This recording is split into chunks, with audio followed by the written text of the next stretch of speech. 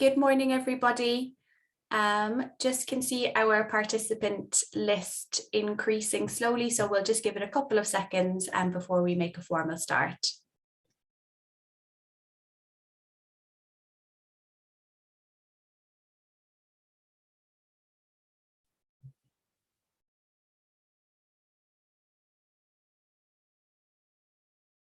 Okay, great. I can see the number slowing down a little bit, so let's get going. So welcome everybody to the third and final day of our Virtual Experience Week event. My name is Hannah Griffiths. I'm one of the recruitment managers for the Oxford MBA, and we are delighted to be joined by so many of you for our session this morning, which is focused on the MBA alliances and student groups. I'm delighted as well to be joined by my colleagues Amy Major and Tammy Brophy, who will introduce themselves to you shortly and who will be walking us through today's session. We'd like for the session to be as interactive as possible, so if you have any questions at all as Amy and Tammy are moving through the slide deck, then please send those through via the Q&A button that you can see on the screen, and they'll dedicate the last 5 or 10 minutes of the session to answering any questions that you guys have sent through. So without further ado, I'm going to hand over to Amy to make a start. Thank you, Hannah. The deck was moving. There we are, bear with me. Hi, good morning everybody, or afternoon or evening, wherever you might be dialing in from. My name is Amy Major, and I recently, in the end of September, moved to the position of Co-curriculum and Student Engagement Manager in SBS, which is a secondment opportunity. It's a newly created role in the MBA programmes team, and some of you may know my name or face or voice from recruitment and admissions, where I spent the last 5 years. So I've been nearly 5.5 years with Side Business School. And so, yeah, my role really does encompass a lot of student-facing activity. And today we're really going to sort of touch on one element, which is my involvement in the alliances and student groups, which is our OBNs, Oxford Business Network, and clubs. Just to give a little overview of other things that might come down the track where we might interact, is I work really closely with our MBA Student Council. I'm also involved in co-curricular programming around the 1+1 programme, and ultimately the creation of my role was really to consider how the co-curriculum meshes with the curriculum. I'm sure you'll have heard of things like the impact lab, but then we also have maybe electives that may be sort of impact focused, or you will be taking finance lab, but you'll also be taking perhaps a fairly sort of, finance heavy elective track. So really sort of, discovering that world and seeing what we can improve, what we can enhance around the whole student journey. So I hope to really be working with some of you when you join us next September. With that, I'll hand over to Tammy. Lovely. Thank you so much, Amy. And it's amazing to be here today, to get to interact with all of you. Congratulations on receiving your offer onto the MBA program. And Amy and I, as well as the rest of the team, really look forward to engaging with you over the next few months and hopefully within your MBA journey as well. So I'm the Africa Initiative Manager, and I also chair the Oxford Africa Business Alliance. We'll chat a little bit more about the Africa Alliance in a moment, but just to give you a little bit of context on the Africa Initiative. So this initiative was actually started back in 2014 when the former dean of the business school, Professor Peter Tabana, made a pledge to have at least 10% of our class coming from Africa. To put that into context, most international business schools, specifically if you look at North America, have about 1 or 2% of their class coming from Africa, and within Europe, approximately 3 or 4% of their cohorts are from Africa. So for us to have the 10% aim and target was, a huge task in and of itself, but something that we're really proud that we have achieved, and we've had for the last 5 years, we've had more than 10% of our class coming from Africa. The current cohort represents 12% from Africa, 10 different African nationalities, and a very strong focus on gender balance within that as well. So I'll hand over back to Amy, and then we can get going into the alliances and OBNs and student groups in more detail. Thank you. Thank you, Tammy. Okay, yes. So Tammy's given you a little bit of backdrop there, which perhaps sort of explains the importance and the presence of the alliances. The alliances were formed in the 2017-18 year out of really sort of a recognition of both of these elements, both gender parity and Africa, being really core strategic initiatives at Oxford Said, very much part of the school's 5-year plan and goals. And hence the creation of these two groups. They had existed, so women in leadership had existed in a sort of OBN, Oxford Business Network structure before, and I think as Tammy's alluded to, the Africa initiative started very much back in 2014, but the alliance has really been the sort of formalising of that when we think about how students really come together with the school. We'll go on to obviously how the process for the OBNs and the clubs works as we move through the presentation, but the one distinct sort of difference here with the alliances versus the OBNs and clubs is that you apply as an individual to be part of those committees, and that happens around sort of mid to late September, and your application actually goes to a body of individuals and includes senior stakeholders in the school. So whereas for the OBNs, you will nominate and you'll do a pitch session in early October where your fellow classmates will choose you. For the alliances, your applications are viewed by various deans of the school and people that are really vested in these alliances and these initiatives. So just to give you a sense of how that works, both of these groups, absolutely much like the OBNs as well, get the opportunity to work alongside and with the senior leadership group and with the faculty of the school. And as Tammy sort of mentioned, the timelines are slightly different. So we do ask you to apply before the MBA launch, usually with that process closing somewhere through sort of the first week of your launch sort of orientation period. We changed that slightly this year, and what has actually really helped is that we found people maybe wanted to be involved in an alliance, but they were also interested in ABNs, and we felt that really you need to sort of put your stake in the ground in an alliance or an ABN, particularly if you're looking at sort of a co-chair role or a role that takes quite a lot of responsibility and time. And so therefore having the alliance process before the OBN process closes, it means you can understand if you're going to take up one of those leadership roles before you consider the OBN. So hopefully that makes sense. Obviously, I think it's important that we recognise that we are in December. We're still 9-10 months ahead of these processes almost starting. So at the moment, we're giving you sort of headline information. Obviously, what we will do is give you a sense of how you get involved with these prior to coming onto the programme, how you engage, and what all of the distinct timelines are. Today, we're not going to go into the the full detail of all of those timelines, if that helps. So as part of my role as co-curriculum and student engagement manager, and over the last several years, I have also worked as advisor to the Women's Alliance. And I just really wanted to give you sort of a snapshot of the kind of things that the Women's Alliance are getting involved with, the kind of initiatives they're driving. So you can see here on the left the mention of the talent development framework. So our Women's Alliance works really closely with careers.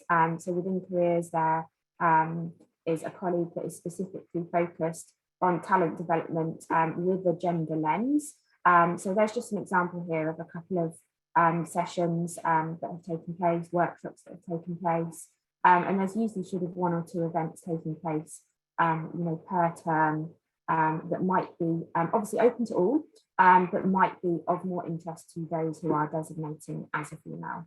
I think what's important to stress is that you'll get information if you look to become part of the alliance, part of the committee. You'll obviously gain information of what the previous cohorts have done, what kind of things they've engaged with, but it's very much your opportunity to do what you want. And so you might take ideas from previous cohorts, but you might want to sort of like really reinvent the wheel and start something new. But these are just some examples of different things. So brown bag lunches, Male Allies Programme, mentoring programmes. I would really suggest the Male Allies Programme is something that we really want to embed this year. We started to get some traction with that prior to the pandemic. And I think in all of this, actually, in talking about, alliances, ABNs, student clubs, and probably the creation of my role, I think it's important to, recognise perhaps some traction that has been, I don't think I'd go as far as saying lost, but I think the visibility of these groups and the ability to really engage their cohort is really back in force this year with the in-person experience. So something like Male Allies is something that this cohort have been really able to take forward, all being on campus. Last month was International Men's Day, and also Movember, which the school really, and the MBAs, I would say, the MBA cohort themselves, really sort of harnessed some energy around that, of having, men and women in the same room, using safe spaces to discuss, really challenging topics. And we now have a couple of specific designated male ally leads in the cohort. So really excited to see where that goes over the coming couple of years. Here you can also see just an example of some of the events and organisations and individuals that the Women's Alliance have been able to engage with, from a mixture of sort of third parties, external speakers, through to also interacting with our faculty who are researching in this space. I note here Renee Adams, who, if any of you are interested in anything around gender parity, I'd really encourage you to just have a Google of her talk on Women on Boards, the Superheroes of Tomorrow. If you're passionate about this kind of stuff, she really does sort of bust the myth on the idea that the behaviours of women and men, male CEOs are different. So really recommend you having a listen and watch to that. I'm really just giving you a snapshot here of lots that the Women's Alliance have got involved in, are getting involved in. And as I say, it really is your sort of platform for the year when you're on the programme to really sort of, create the pathway for your cohort. And obviously, we can, not mention International Women's Day. We've always seen really, really strong engagement from our Women's Alliance around International Women's Day. The school, the school doesn't hold a women's conference each year, but it really, really does take International Women's Day, and it almost becomes like a sort of conference over the period of a week with the number and scale of events that take place. And obviously last year, this is just a representation of how the cohort got involved. They came to our virtual town hall and presented to all the faculty, all the staff, and to their fellow classmates. But yeah, that's one sort of part of the year where there's huge chance to really sort of get involved, really engage with the faculty of the school, and really get the voices of the student cohort heard in the school, I would say. And I won't steal Tammy's thunder, but it also times always really nicely with the Africa Business Forum that Tammy co-chairs, which takes place always about 5 days apart from International Women's Day. So Tammy does a wonderful job of bringing a sort of gender lens to the Africa Forum typically as well. So yeah, really just giving you a snapshot there of what you can get involved with. The structure of the Women's Alliance is as such as you see here. So we have 2 co-chairs this year, and typically we have 1 head of engagement and 1 head of partnerships. However, this year we have 2 co-heads of engagement, as one of our members, she needed to suspend her studies last year, and she was part of last year's committee. So we obviously gave her the opportunity to come back, and we have an extra member, which is really nice in a way because we have some continuity from last year's cohort to this, which is really good to see. As I've mentioned, I'm advisor to that group, so I give them exposure to individuals internally, to our senior leadership group, and really, give them the voice to grow their work in the school. I think it'd be really remiss before I move over to Tammy Not to mention how obviously it's really important that the school does not just have a gender lens when we think about diversity and inclusion. So in my role, which I touched on, I work very closely with our MBA student council. And as part of that, we have 2 diversity and inclusion officers, which also get the opportunity to work with the senior leadership of the school. So we currently have a working group that has been formed during the Michaelmas term. And that group actually at the very start of Hillary, come January, is looking to meet with one of our interim dean team, Richard Barker, who really is the lead for diversity and inclusion at the moment. Obviously, as you'll be aware, will be, I understand, obviously having a new dean coming, but in the interim, Richard Barker has taken up that mantle. So just to give you a sense, the Women's Alliance, the diversity and inclusion officers, other student members, perhaps people from our private SBS group, these are the kind of groups that will get the chance to really sort of like inform the direction of all of our EDI work at the school. There's so much I could talk about. For the sake of this short presentation, I'll stop there and I'll then move over to Tammy, but perhaps that just gives you a flavour of the Women's Alliance, what you can get involved in, what the opportunities are, and I look forward to sharing much more down the track over the coming months with you. So over to you, Tammy. Great, thank you so much, and thank you for the amazing forum plug. It's one of my first things that I'll be talking about. But I think most probably just to sort of, summarize what I was speaking about earlier about the Africa Initiative. And maybe many of you are thinking, why Africa? Why do we have an Africa Alliance? So beyond the 10% aim, I think it's, really important to note that, and many of you may know this already, but like Africa is a vital and important region. It has some of the fastest growing economies in the world. Its youth population is full of huge opportunities, as well as some challenges, which is actually the theme of the Africa Forum. But for individuals that are focused on, say, private equity or venture capital, through to entrepreneurship, through to social impact, you cannot ignore Africa. And I think on a global stage, it's becoming very critical that many individuals in some capacity, whether you plan to work in Africa post-MBA or not, there is going to be some critical focus within your most probably future careers, especially over the next 20 years. So for us as a school, that really is why we've embedded the Africa focus within the curriculum. The Africa Initiative also focuses heavily on our Africa electives. So many of you might have heard about our International Africa elective that we run each year.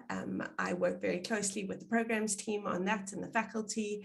The Africa Alliance really does input into what are some of the learning outcomes and objectives you would like to receive during your Africa elective. And we also have an elective that takes place in Oxford every year. So there's an opportunity to take 2 Africa electives, depending on what your focus is as well.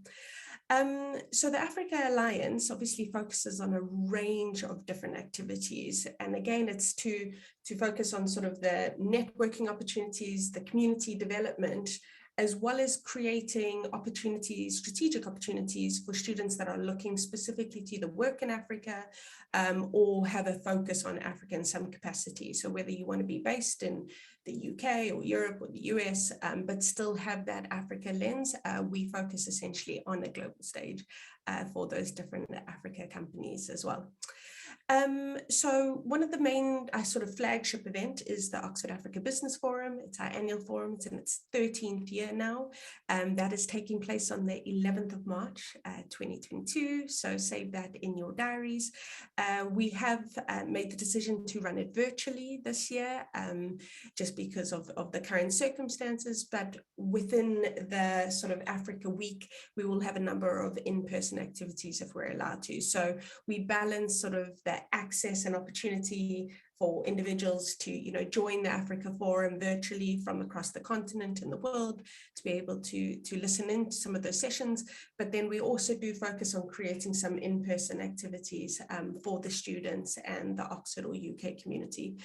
Hopefully as the year progresses, our main aim is to continue to run that in person, as well as be able to have a virtual element of it as well. So I think we'll continue to have a hybrid version. This year's theme is focusing on the youth of Africa. So accessing the opportunity and navigating the challenge that youth bulge presents in Africa. As students, your responsibility is not essentially to run the forum. You're not here to essentially be event managers and logistics officers. This is a school event. And so therefore we have a huge resource that goes into supporting this event. But what we do utilize the students for is really the content and, you know, the ideas. So who do you want to hear from? What are some of the sessions that are critical and important? What are the latest trends that we should focus on? So we work with the student group. We have some co-directors that run with that as well. But otherwise, as students, you can volunteer to perhaps, you know, focus on a private equity panel if that's of interest, or an entrepreneurship panel. So lots of ways to get involved and engage in that. We also, as I mentioned, have a very strong careers focus. So we work very closely with the careers team. We also have a careers lead within the Africa Alliance. So I head of corporate engagement. We do a number of things, from, you know, simple things on posting job opportunities on a Telegram group or Slack group, whichever one we're going to be using next year, in terms of what are the opportunities, sharing different internship opportunities, connecting with our alumni as well. We also have a dedicated careers brochure. So we create a brochure where our students that are specifically interested in working in Africa, we can share your CVs and profiles with potential corporate partners. And we have something, this is in its second year, it's called the Invest Africa Business Mentoring Program. And a huge component for us of the Alliance is to ensure that you're able to connect with senior business leaders. Now, this is open to any member that joins part of the Alliance. So this is not exclusive to African students. It's an opportunity. If you do join as a member, you can apply to belong to this mentoring program. We then pair students. It's a year-long program. We pair you with a senior business leader. We have CEOs of major banks, both based in Africa and the UK. We have logistics firms, security firms, agri-tech firms that really give of their time to work with you on a number of different sort of either personal or professional development areas. So you can tailor that program according to your needs. They can give you advice on applying for jobs, preparing for the job interviews, that kind of thing, as well as just other sort of personal development things around confidence building, perhaps negotiation skills, negotiating a salary, and really just trying to build a network for you that is useful. So we're really thrilled that we've been able to continue that, and it will be something that we do continue next year as well. As you can see, there's a number of activities, events, and workshops that we run. We just recently hosted a session with Cross Boundary. We have a number of sort of sessions that either focus on a country or a sector. So whether you are somebody that has, you know, virtually no idea on how to do business in West Africa, or understanding a specific sector, or you are African yourself and have quite a bit of experience across the continent, these workshops are tailored to be able to bring sort of those insights together, be able to ask questions, engage with individuals, thought leaders on the continent that can really share some of those insights. So we run them on a monthly basis, a number of different events. Some of them are just for sort of students, so it's more of a sort of a fireside chat where you can ask some deep questions, and some of them are open to a broader, you know, network. Our alumni get involved as well. Again, as Amy mentioned, this is your opportunity as students to really drive what the focus will be for some of these events and activities. So each year we see different trends. Obviously, right now, fintech is massive for us. Agri-tech is also quite a strong focus, but you will be able to guide the kinds of sessions that you would like to have. We also run a case study series. And again, this is a great opportunity for both our African students and non-African students to be able to essentially work on a case study. We bring in faculty from across the globe. We've had professors from Harvard and INSEAD, as well as Oxford, that come in and really focus on a case study. We did a case study recently with Afrexim Bank. We also invite students from other business schools. So we have partnered and invited institutions like LBS and INSEAD, HSC, Cambridge to join these sessions. So for us, it's about being collaborative, sharing, creating networks and opportunities for us is extremely critical. We do alumni events. We hold a number of distinguished speakers. In one year, we hosted 4 heads of state. 2 of them were in the same week from Africa. So it's a key thing for us to ensure that we have a mix of the public and private sector in terms of speakers that either come to the school or host virtual sessions. For those sessions that are in person, being part of the Alliance as a member or the committee, you have the opportunity to have one-on-one engagements with these speakers. We host private dinners and receptions after the events. So encourage you, whether you want to be a committee member or not, I'd highly encourage you to at least become a member. It gives you a great way of just sort of getting a taste of all these different activities and getting to meet and you know, really engage with individuals that you would not normally perhaps meet. The last thing I just wanted to mention is sort of the joint events piece. And as Amy already said, there's so many activities that we focus on, and a lot of our activities are joint activities with the Women's Alliance, with OBNs. We work very closely with the Africa Society, which is the university's Africa club, essentially. So it's students from across all the different departments. We hosted a session just the other day with the India OBN and the Media OBN, the Media Club, sorry.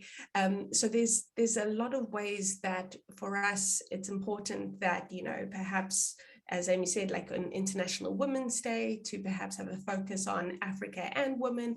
And I think it meets a number of different objectives as well. So being very collaborative across all the different networks for us is exceptionally important for us. So Amy, just if you want to jump to the last slide, I'll just chat about the sort of committee roles. So if you are interested in being a member, that's great. It's a simple sort of sign up. You get involved in all of our sort of comms and invitations. You can volunteer. But if you would like to sort of drive and help drive the strategy for the Africa Alliance and essentially the Africa Initiative. So the Africa Initiative Alliance is a partnership between our students, alumni, faculty, staff, but we work together to drive that Africa Initiative. So you work very closely with the school in terms of what is our current focus, what are we doing in research, development, corporate engagement. And so our committee is much bigger than the Women's Alliance, just because we have a number of different streams that we focus on. So as I mentioned, I chair the Africa Alliance, but I have a student co-chair. And that student co-chair will essentially work across all these different streams. We have 2 roles which form for the Oxford Africa Business Forum as our co-directors. We also have a head of communications. So if you're passionate about sort of raising the profile of Africa, of the African Alliance, of the Africa Initiative, the comms role is a great way to sort of, you know, put a spotlight on that. We have a head of corporate engagement, and that is really the careers piece. So how can we engage with corporates that are looking to come and engage both with our students that are looking to work either in Africa or focus on Africa. We have 2 co-heads of engagement. So if you are wanting to focus on sort of the workshops and networking side of it, that's a great role. The head of development, we all know that funding and scholarships is a key focus. And so that head of development works very closely with myself on trying to identify more opportunities to ensure that more of our students can receive scholarships. We also have 2 co-heads of outreach. So you will all be invited to join the Africa Alliance as members, but our co-heads of outreach, we had a webinar a couple of weeks ago that some of you may have joined, but we have a very strong focus on essentially supporting the next generation of African leaders that will come through the business school. And it's important for us to give back in that element. So if you are passionate about the sort of admissions, recruitment, talent development side of it, that outreach role can be a great way for you to develop those areas. And then finally, we have a head of partnerships role, and that is around sort of, working closer with the OBNs, with other clubs, with other business schools, and form partnerships that are both strategically beneficial, but also on sort of a more, personal level, perhaps just trying to share some of the cultures and the vibrancy of Africa as well. So the Alliance is passionate about Africa. We have a very strong focus throughout the MBA program, but I would encourage you, like I said, whether you just want to dip your toe in and experience some of the phenomenal cultural benefits of understanding more about what Africa is about and the 54 different countries. Please note it's not one big country. We're happy to welcome as many members. We have just under a third of the class is members of the Africa Alliance, so it is a very important focus for students as a whole. If you would like to know more about the committee in general, please feel free to reach out to me as well. So I will stop there and hand over to Amy, and we can carry on with the rest of the OBNs. So thank you all.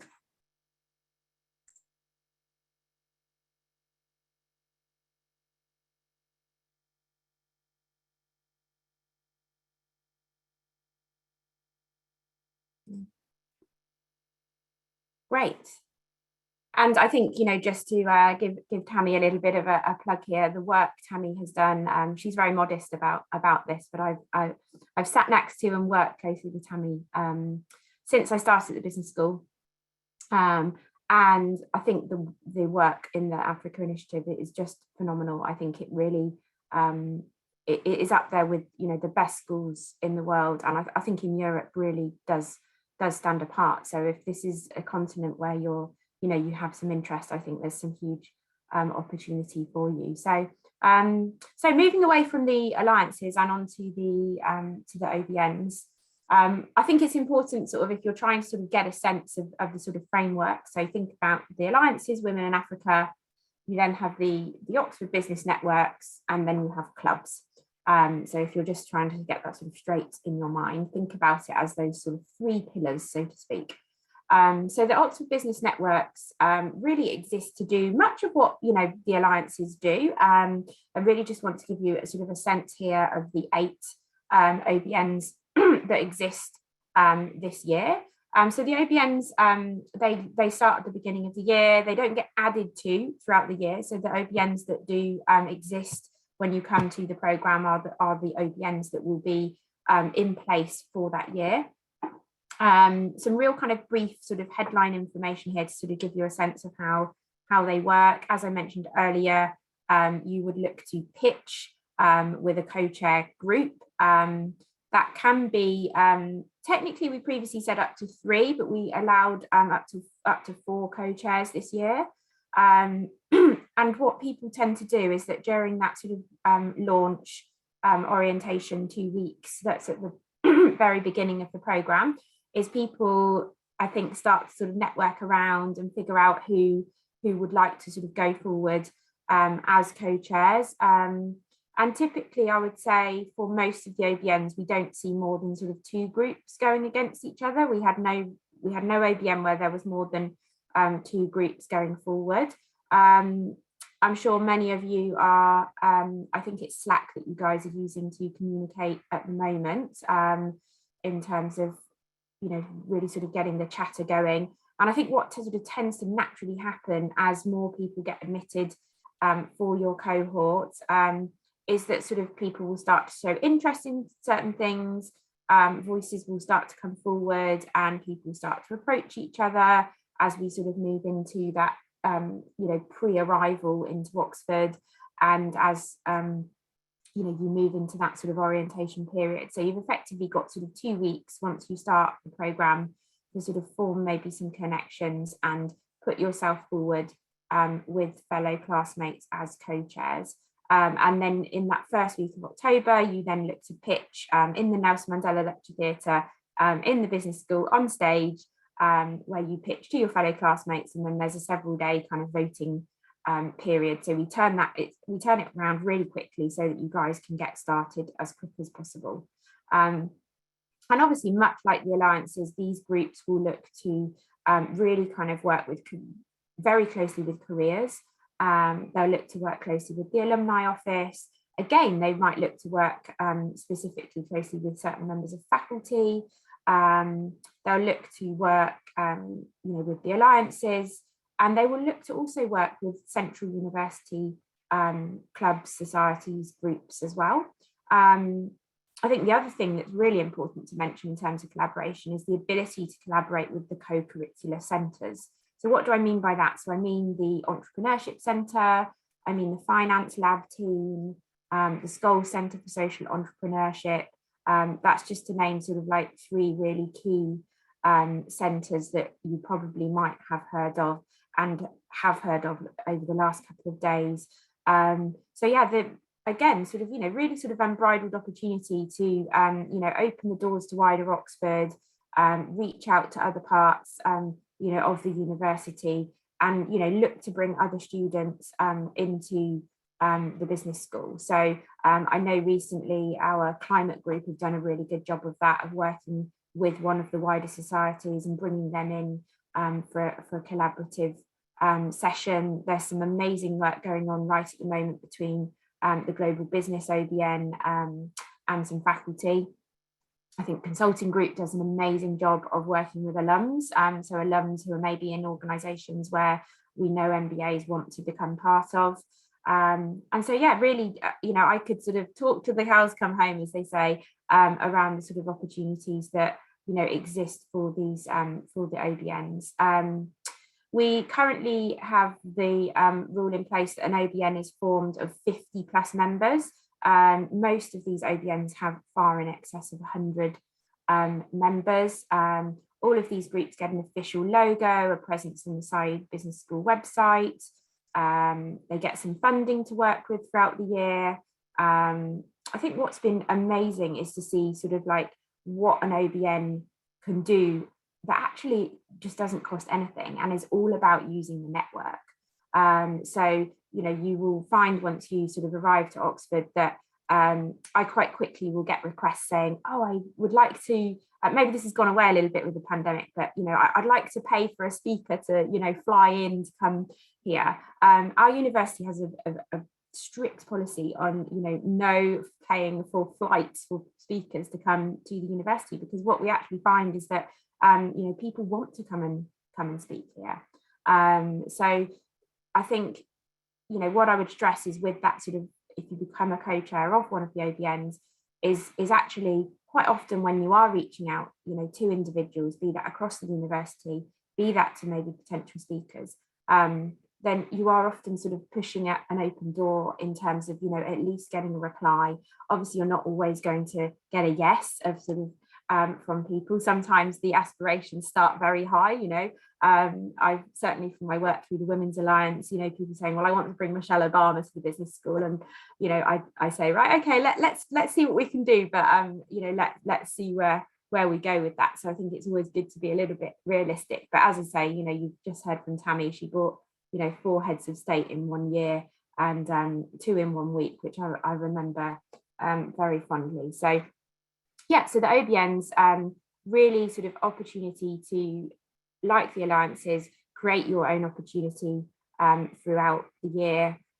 We will certainly look to give you access to these OBN co-chairs as we move throughout this admission cycle, as we move into your sort of pre-arrival stage to the programme. And also with my role being sort of newly created, I think there's lots that we're doing to sort of like review and see how these work moving forward as well. So I think it would be, I think it'd be remiss to say that we might not see some, changes for the better even next year for your cohort coming in. So that's the OBNs. So moving on to clubs. So why do we have clubs and OBNs? So go back sort of a few years, actually, to probably the year where we created the alliances in 2017-18. We had a very, very exhaustive list of ABNs. And that was great in many ways, but what it also created was a lot of overlap. It created sometimes conflict because groups of similar focus were working on the same thing. So what we now have is the OBNs and the clubs really sort of like feeding in. So the OBNs have a set pot of funding every year, and then the clubs have a pool of funds that they can all access. And the clubs really kind of, feed into and collaborate with the OBNs. So a good example might be you've got the finance OBN, but then you have a crypto club, you have a blockchain club, and you have a fintech club, and you have a real estate club, all touching on finance, but they then collaborate with the finance OBN. So that's sort of the structure to give you sort of a sense of, and you can see here just a couple of weeks ago, Sammy Way, who's one of the co-chairs of the blockchain club, she looked to then collaborate with the technology OBN, obviously leading from the blockchain club and then collaborating with the media and entertainment club as well. So that's the reason that structure exists. We think that works really well. What I am undergoing at the moment is a process to review how formal clubs are, the platform that they're given, the opportunities that they have available to them. And so you're definitely going to see, I think, some enhancements for the 2022-23 cohort in terms of the opportunity that exists for clubs there. But this just really sort of gives you a sense of the clubs that exist. You can form a club at any time.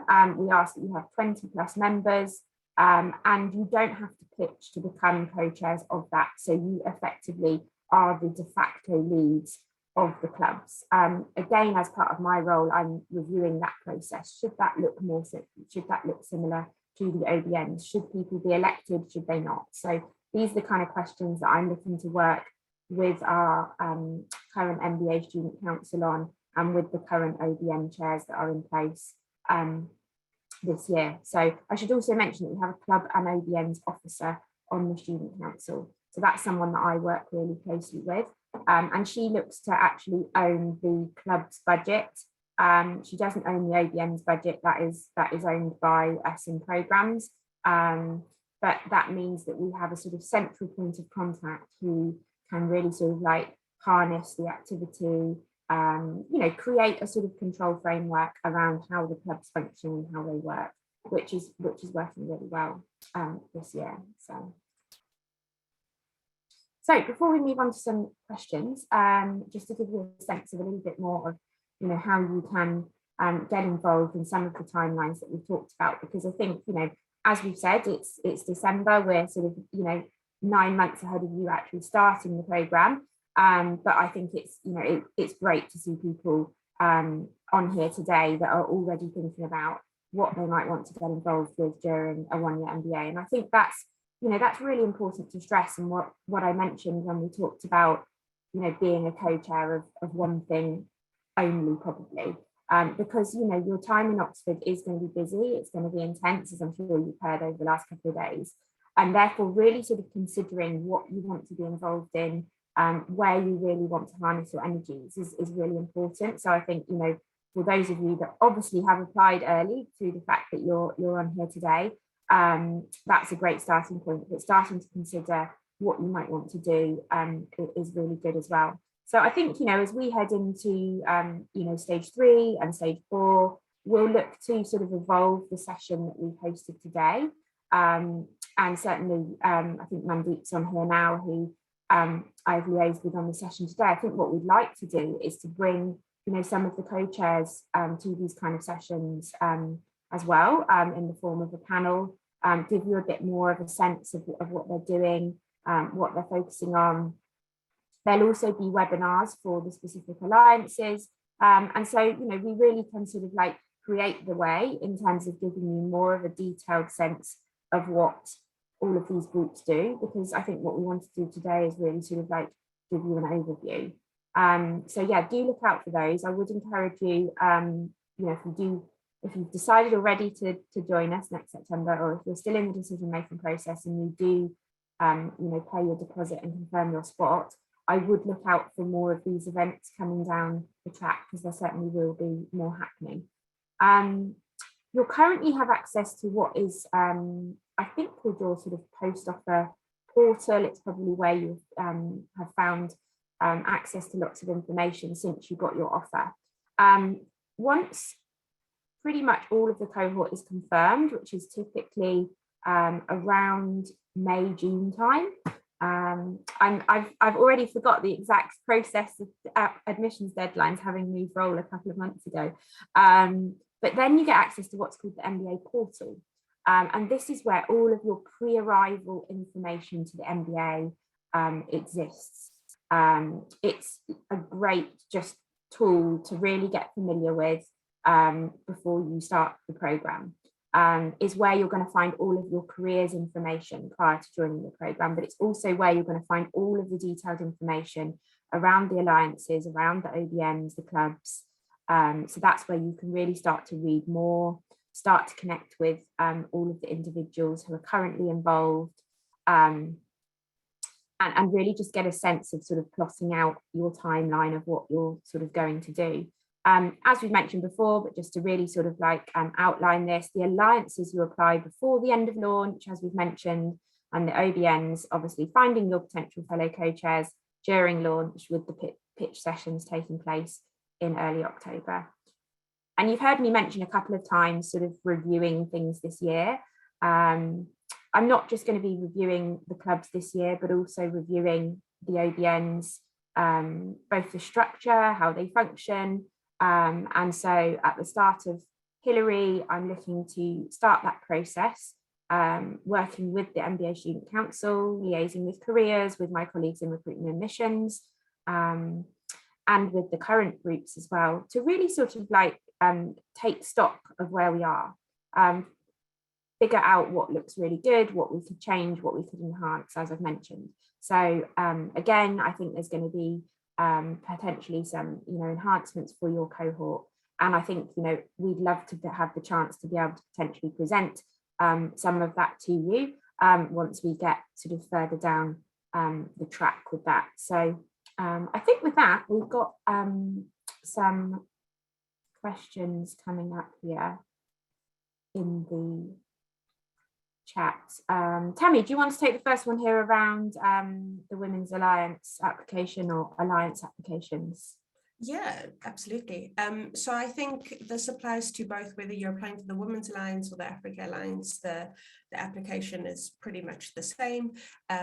It's essentially a motivation as to why you would like to join the committee. So it's what experiences do you bring, sort of what do you feel your focus would be, sort of how do you plan to contribute to the alliance, perhaps some of the activities.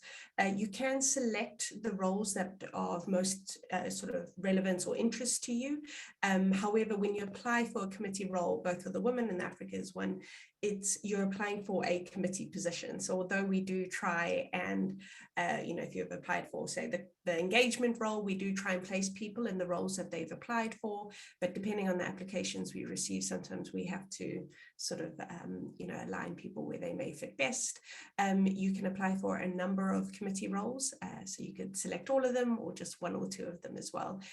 We will also review your MBA application. Not that, please don't feel that you may have not said the things that you wanted to say for the alliance, but we do look back on your CV and your essays and that type of thing, just to get an indication of some of the experiences, to make sure that we have diversity within the committee as well.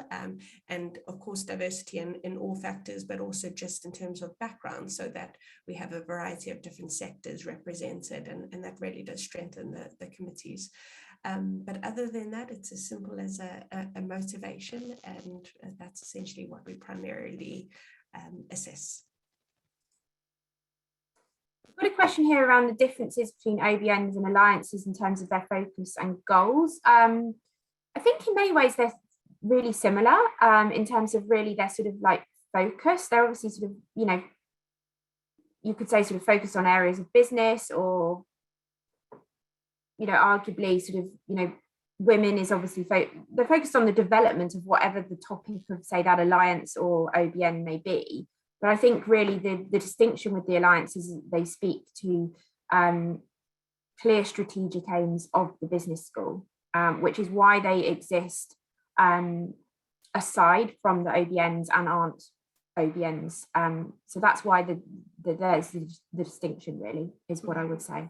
And just to add to that, Amy, I think what's important to note is that the alliances essentially focus on a number of activities that form beyond the MBA program and your MBA cohort as well. So everything from the research and development side, whereas the OBNs, I feel, are most probably very student focused for that year. So the focus can vary year on year. Within the alliances, obviously, you focus on things that might just fall outside of your MBA program as well, because we work with faculty, different departments. So we work very closely with the African Studies Centre, for example. So it's things that perhaps need some school engagement and not just sort of student engagement as well. But the OBNs have as much sort of support as focus from the career side, especially. Really good question here. Is it common to have someone as a co-chair of an alliance and an active member in a few OBNs? Yeah, absolutely. So one of the co-chairs, not co-chair. So one of the heads of in the Women's Alliance, Gabriella, she is also actually on she's on a subcommittee for the LATAM Club. So I would never advocate being a co-chair of, say, an OBN or alliance, but I think you could certainly be, absolutely, you'd want to be a member of various OBNs and clubs, and you could even be potentially on a sort of subcommittee, but I wouldn't say you'd want to take one of the key leadership roles.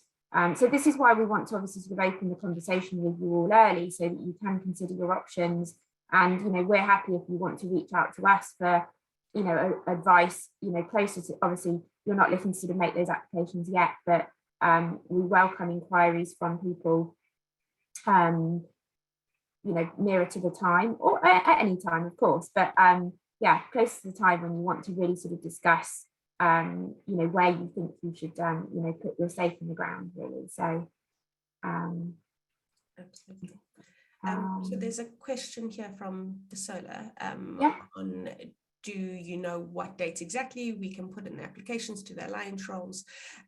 So essentially this year, it was in the beginning of September, and so we had aimed for that, but we make the announcements the week before you essentially go for the OBN roles. So we time it like that, that the decisions will come out before you're essentially nominating yourself for an OBN role. So if you have the alliance role or not.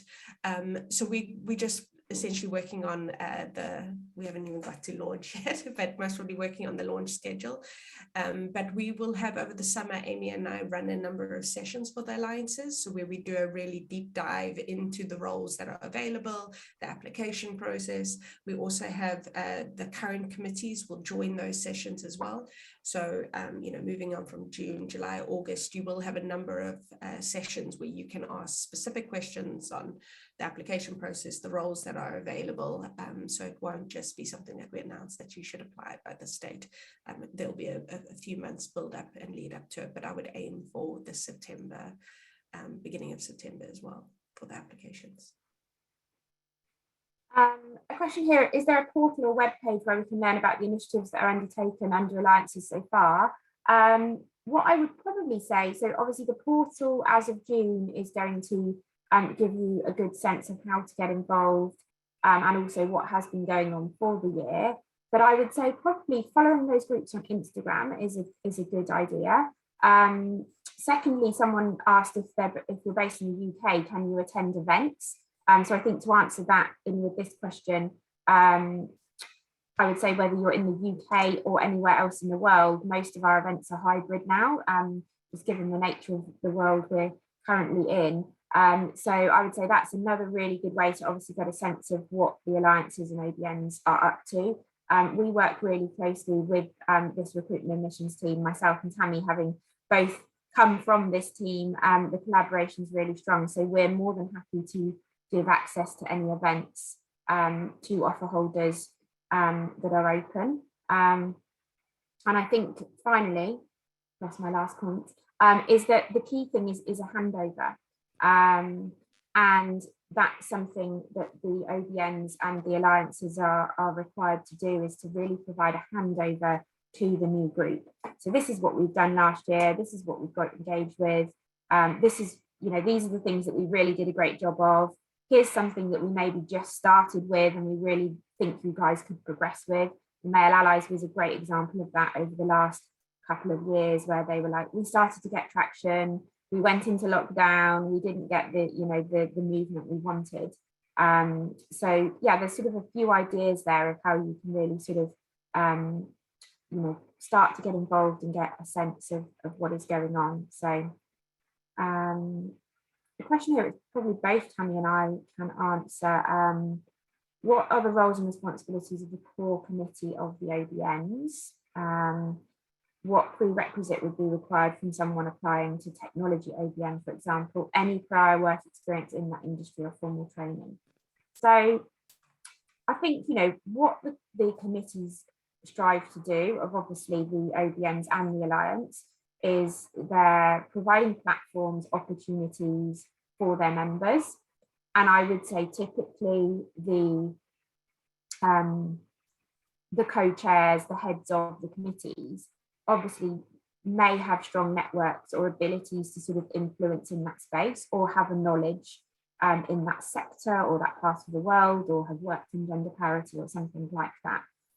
So I think there's absolutely people coming to these leadership roles with less experience, but it would be balanced, of course, with some people coming to those positions that can really influence and give networks and opportunities to their members. So no specific prerequisite, but I do think obviously for the OBNs, your fellow classmates are going to vote for you. And so I think they would be looking for, so consulting OBN is a really good example of where the three co-chairs of that group have some strong, consulting experience, have some strong networks, and are perhaps able to help their classmates who don't have that already and want to upskill, perhaps want to pivot into that sector. So I think, I guess a sort of, double-edged sort of answer there in terms of, yeah, absolutely open to people that want to develop in that space, but it does need to be balanced with people that already have some of that experience and can give, advice and support to their classmates. So. And Amy, most probably just to add from, similar sort of question for the alliances, and I think both for the Women in Africa Alliance, is that we welcome and encourage applications for the committees from, men and women for the Women's Alliance, as well as African students and non-African students for the Africa Alliance Committee. So I think, again, that diversity of thought is really important. So last year we actually had 2 non-African students that form part of the committee, and brings valuable insight, and bringing some of those global experiences within an Africa lens is useful, and likewise we've had men that have been part of the Women's Alliance Committee as well. So I think it's important for us to just emphasize that as well.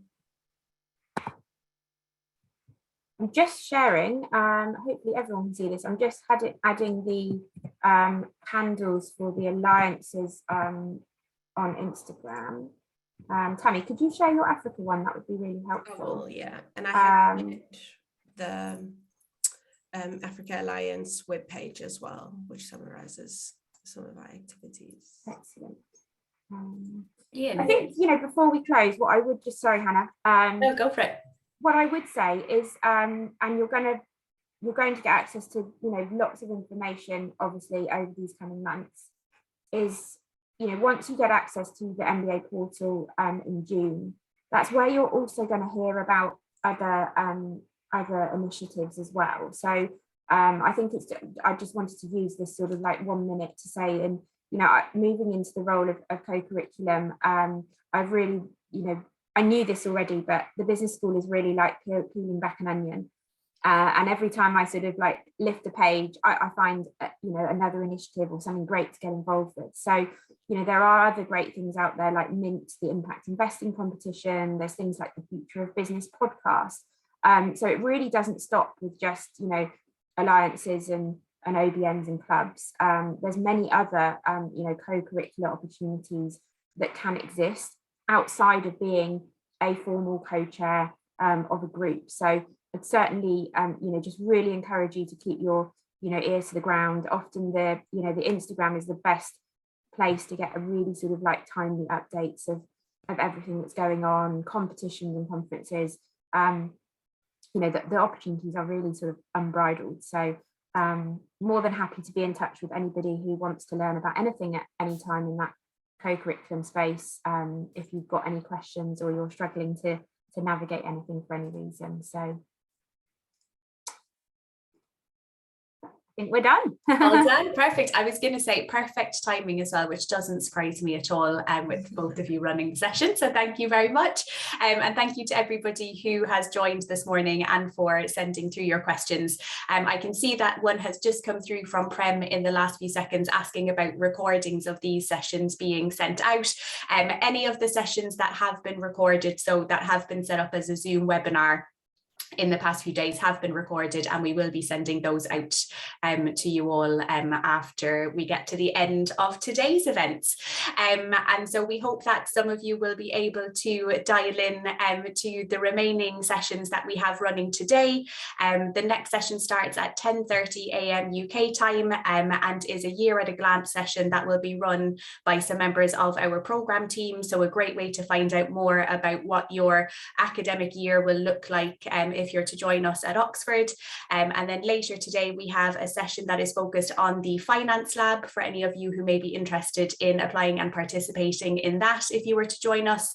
And then a really helpful session at 3 p.m. today, which is a Q&A with one of the senior advisors from the recruitment and admissions team, and also some members of the visa team from the university. So a very practical session for anybody who has questions about next steps, colleges, visa applications, anything at all like that. And then the final session of the day, giving you all the opportunity to meet one another virtually and do some speed networking at 4 p.m. this afternoon. So we hope that you'll be able to join us for some of those sessions, and in the meantime wish you a great rest of your Thursday. Thank you once again to both Amy and Tammy for giving us their time this morning. Pleasure. And thank you and congratulations, everybody. Yes, congratulations. Thanks, Hannah. Thanks, Amy. Thank you, Hannah. Bye. Thank you.